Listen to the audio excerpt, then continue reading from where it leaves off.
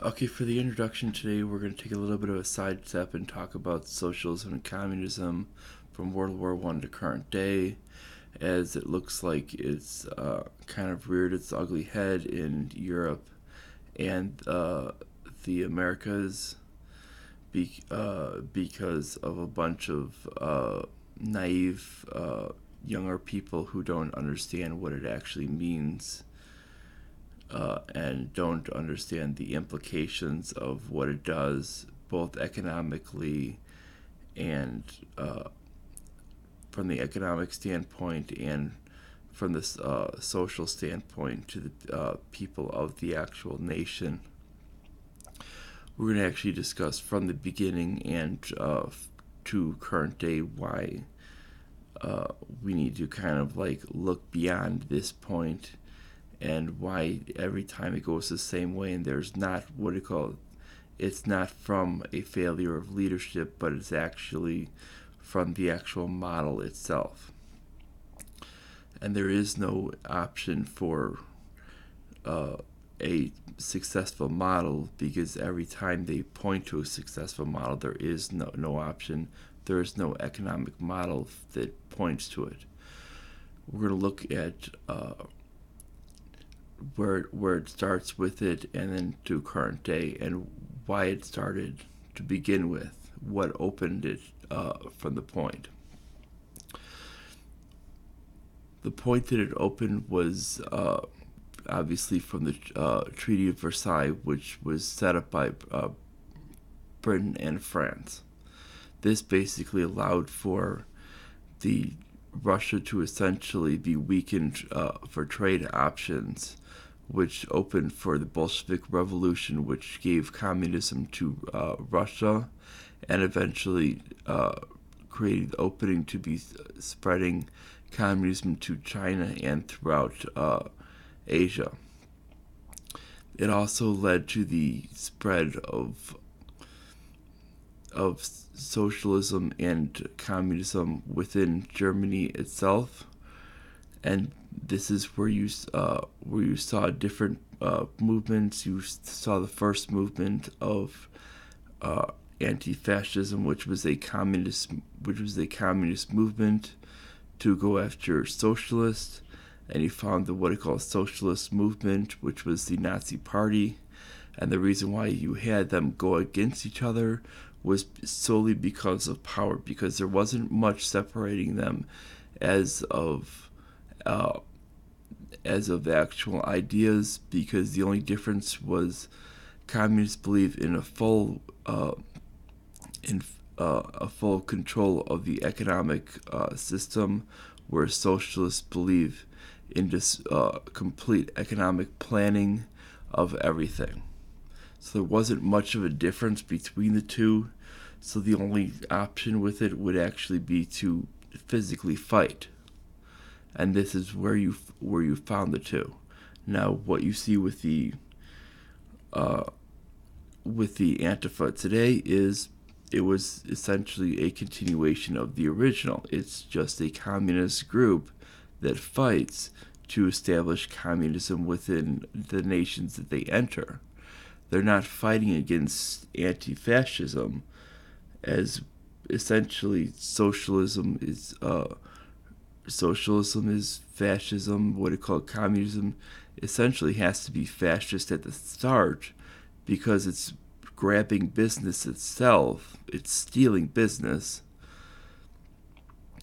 The only true what it called non-fascist system, if in either definition of what would be established by Mussolini, which is a implication of both business and government coming together, or by the other definition of being a system for which it's oppressive, which would be which it would fit under either, is you would have to have pure laissez-faire capitalism. The only way to do that is essentially to deregulate everything and let people actually run their lives as if they want to do themselves.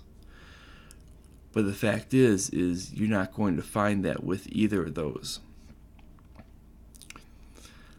this was not offered to the people of Germany. They only had progressivism, which was a highly regulated system of a lot of social programs, and it was basically pretty much socialism light. You had socialism itself, which was the National Socialist Workers' Party. This was the Nazi Party. This is another left-wing group as well. And then you had communism, another even farther left-wing group as well. So they didn't have any options. You also went with what was going on in Russia, which was essentially weakening the state. So what happened there was they weakened the state. The Bolshevik Revolution came in right after World War I because they were weakened by the war. They were weakened by essentially the lack of being able to establish economic trade with partners in the Middle East by the carving of the Middle East by the Treaty of Versailles, which created the opening for the Bolshevik Revolution. This was essentially Lenin coming in with a group of thugs, essentially taking over the state and creating this thing of basically telling people that they're going to create this utopian when it was really just, as in his words, just a way to grab power as a dictatorship. And he knew it from the start. Now, while he wasn't as brutal as his follower Stalin, he was it was still early in his in the formation of the Soviet Union.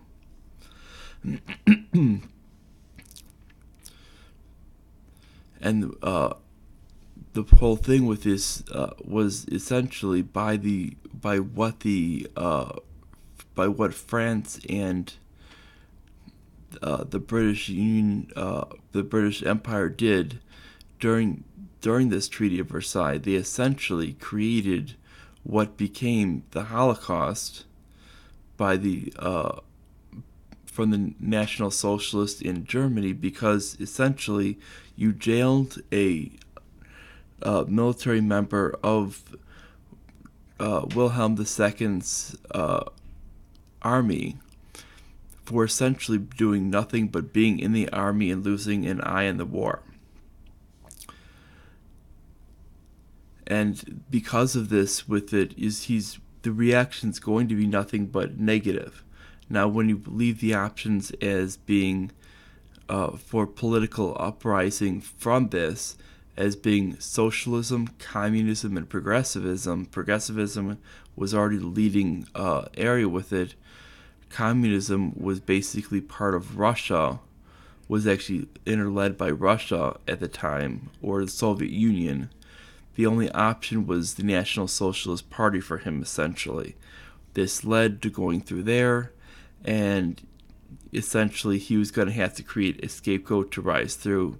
He was influenced by a lot of the policies of Britain, from what he saw as being able to grab through power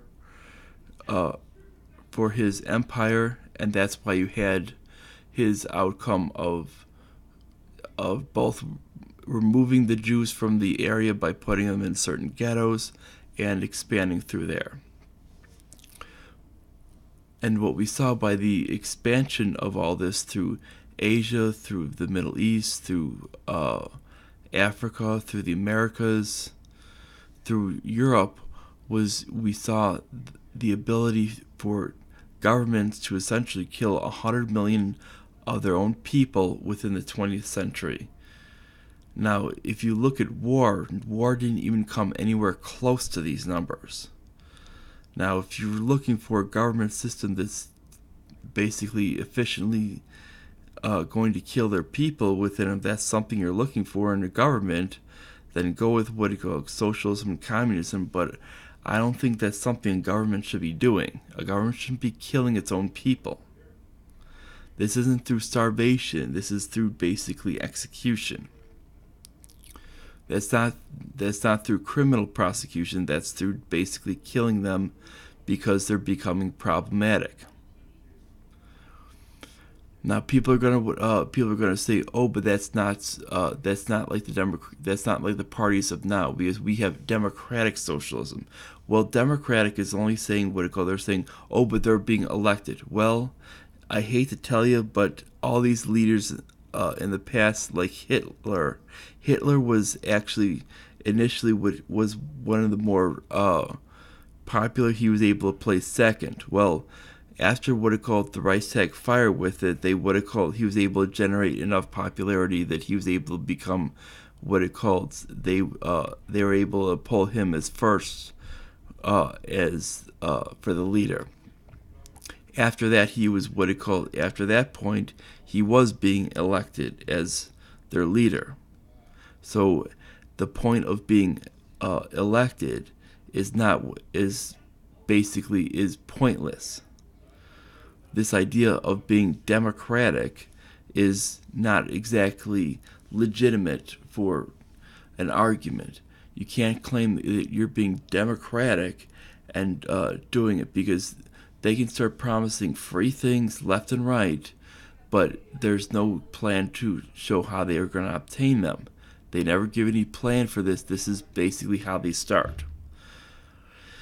What ends up always happening is they need state violence, taxation, and inflation, which goes to several times that of the capitalist nations around them. This is the whole problem. The outcome is food shortages, no form of self-defense, and a militarized police force when things go south, when everything runs out. Because eventually things are going to run out. You'll have the rich people that have the ability to leave, but everyone else, the middle class and the poor, don't have the ability to leave the country. And when this happens, nothing is left. And guess who has to pay the piper when everything goes south? The middle class and the poor. And these people end up dying because of the effects of this government system. The ones who actually thought they were going to get the benefits of it. The economics are really failsome when it comes to socialism. They can try to say, oh, but there's these systems up in Denmark. Well, those systems are actually market economies. They try to use those as examples, but they're not socialism. These countries have always come back and said, we're not socialism, we're not communism, we're market economies. The only ones they can come back with that a lot of these socialists initially liked was Venezuela. Well, guess what? Venezuela is in total shambles right now. Why? Because they totally ignored all basic facts of supply and demand. If you ignore supply and demand, eventually what happens is you divvy out everything with it when everything's going good, but then guess what? When you don't have the money to buy things, you have to go back and deal with the inflation that you didn't deal with before, and things start to get very expensive. And and you have to start calculating with massive inflation. Now you're going to hear things about a modern monetary theory, and saying that government can just create money out of thin air, and that they're the ones that control the monetary policy and the way money comes about. Well, the problem with this is money is not a single country issue. If it was, it wouldn't be a problem. But the problem being is that we live in a world that actually multiple nations deal with trade.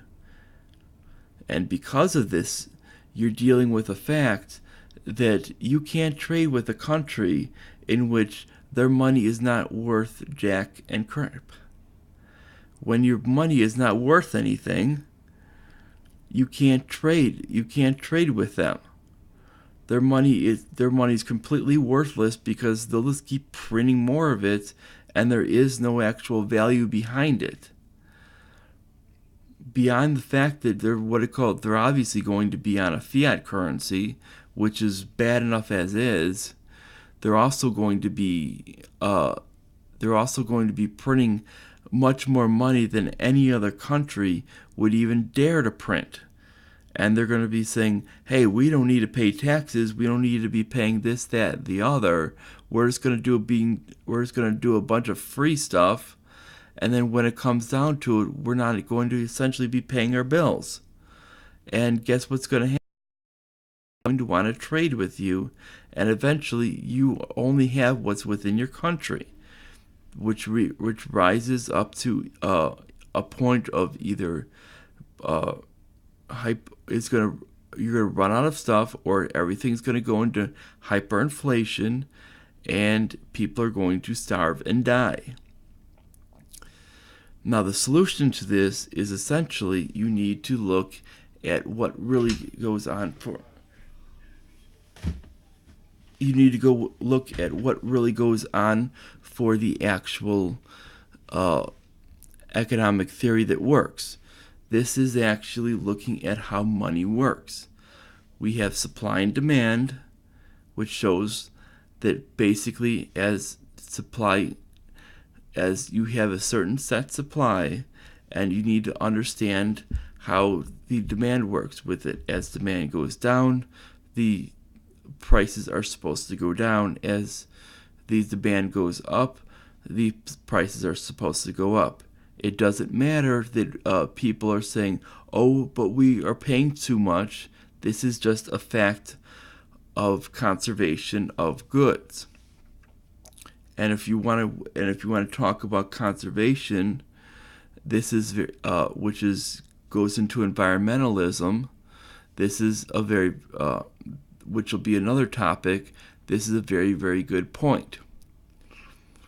This is also a point at which you need to look into actual, real, stable monetary policy, not being based on fiat currency even. You need to be basing on what real money is. This is actually coining from money like gold and silver. You cannot have money being made. People don't exchange paper for goods. This is not how things work. And that this is why societies that do this always fail. You can't do that. People will eventually catch on, and that's where you need to go. And you need to and you can't promise things that don't exist. You need to actually promise things of actually what they call negative rights.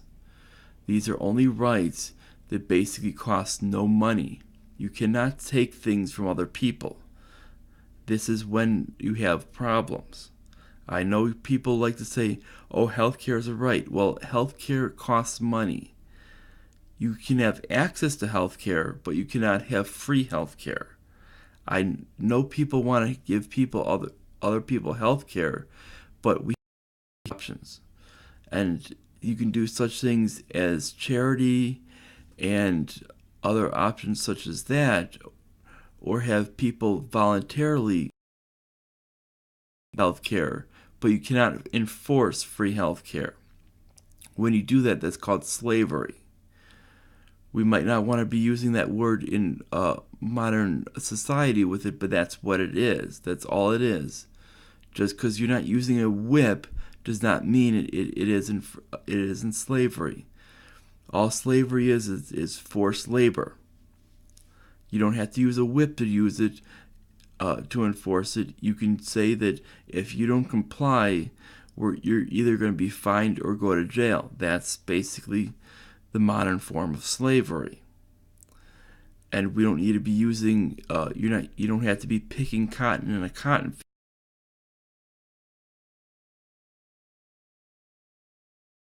And end up being fined and go to jail from the fact that the U.S. IRS or whatever country happens to be enforcing it.